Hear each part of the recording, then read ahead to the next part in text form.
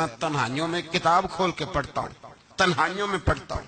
جب مجھے کبھی لطف لینا ہوتا ہے تو میں صاحب طبقات کی یہ روایت کھول کے بیٹھ جاتا ہوں جب اپنا مزہ لینے کو دل کرے۔ حضرت عثمان غنی شہزادے تھے، دولت مند باپ کے بیٹے تھے، رئیس اعظم تھے۔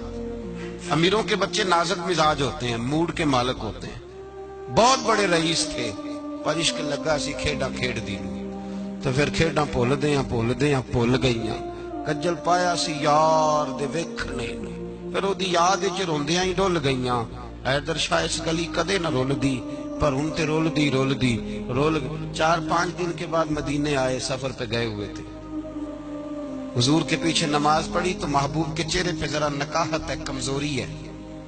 حضرت بلال کو ملے، کہنے لگو بلال میں 4 دن باہر رہا ہوں، حضور کے چہرے پہ کمزوری کیوں ہے؟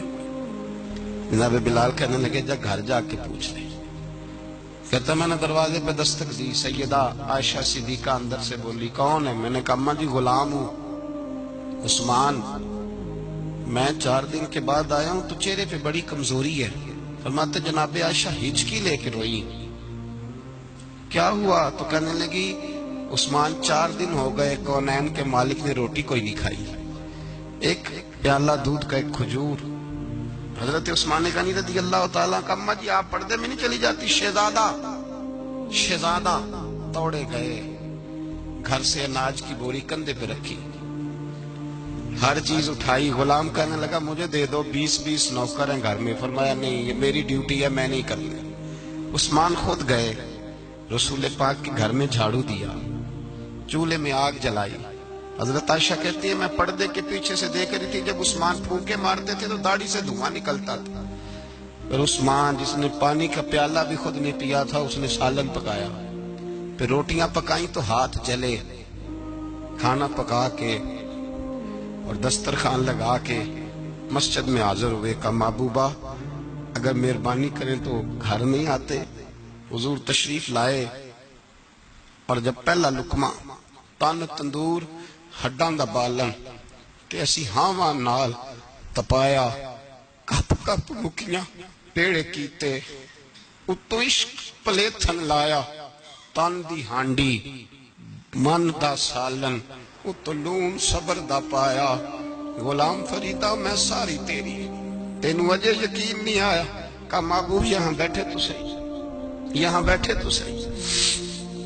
حضور تشریف فرما ہوئے، اور پہلا لقمہ جب نبی پاک نے منہ میں رکھا تو عثمان تڑپ کے روئے۔ 600 دینار نیچے رکھے، یا رسول اللہ میں نے دولت کو آگ تو نہیں لگانی اگر تیرے کام نہ آئے۔ حضور کس کام کی یہ جائیدادیں، کس کام کی؟ اگر آپ کے گھر میں 4 دن کھانا نہ پکے۔ حضرت عائشہ صدیقہ فرماتی ہیں عثمان تو چلے گئے، یہ کہہ کے میرے مصطفیٰ نے پھر ہاتھ اٹھائے اور ایسی دعا دی کہ میں تڑپ اٹھی، میں رونے لگی۔ حضور نے جھولی اٹھا کے کہا اے اللہ میں عثمان سے راضی ہوں، تو بھی میرے عثمان سے راضی ہو جا۔ حضرت عثمان غنی رضی اللہ تعالیٰ عنہ ساتھ تھے جب نبی پاک صلی اللہ علیہ وسلم 1400 صحابہ کو لے کے عمرے کی نیت سے نکلے۔ حدیبیہ کی مقام پر کافروں نے روک لیا، کہا عمرہ نہیں کرنے دیں گے۔ حضرت سیدنا عثمان غنی کو نبی پاک نے سفیر بنا کے بھیجا۔ جناب عثمان غنی کئی سالوں کے مکے سے بچھڑے تھے، سامنے کعبہ نظر آیا، احرام بندھا ہوا ہے۔ جب سفیر بن کے گئے تو ابو سفیان کہنے لگے عثمان ہم تیرے رسول کو تو ابھی عمرے کی اجازت نہیں دیتے، باقی لوگ تو نہیں آتے، وہ سامنے کعبہ ہے، وہ حجر اسود ہے، وہ سارا کچھ ہے، طواف کرنا ہے تو کر لو، استلام کرنا ہے تو کر لو، اگر تم نے کعبے کے اندر نماز پڑھنی ہے تو پڑھ لو، صفا مروہ کے پھیرے لگاؤ، تمہیں اجازت ہے۔ نبی عثمان غنی فرمانے لگے قسم ہے رسول کی زلفوں کی، جب تک میرے مصطفیٰ طواف نہیں کریں گے عثمان بھی کوئی نہیں کرے گا۔ عثمان بھی وہ کون سا طواف ہے جس میں طواف اور مدینے والا نہ ہو؟ وہ کون سا عمرہ ہے جس میں عمرہ ہو اور رسول پاک نہ ہو؟ وہ کون سا حج ہے جس میں حج ہو اور امام الانبیاء نہ ہو؟